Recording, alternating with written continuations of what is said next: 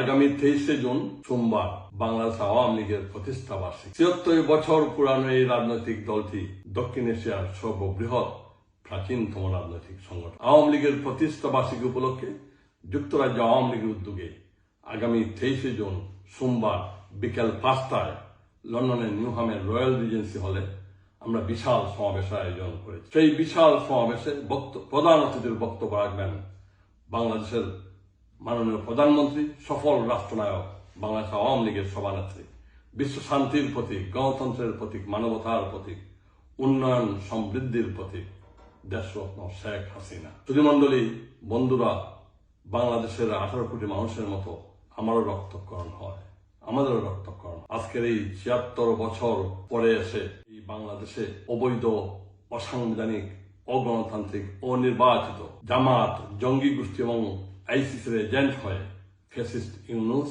বাংলাদেশের সর্ববৃহৎ রাজনৈতিক সংগঠন, মুক্তিযুদ্ধের নেতৃত্ব দানকারী রাজনৈতিক সংগঠন বাংলাদেশ আওয়ামী লীগের সকল কার্যক্রমকে নিষিদ্ধ ঘোষণা করে। আমি অত্যন্ত দৃঢ়তার সাথে বলতে হয়, বাংলাদেশ আওয়ামী লীগের শিকড় বাংলাদেশের মাটির গভীরে, অনেক গভীরে পতিত।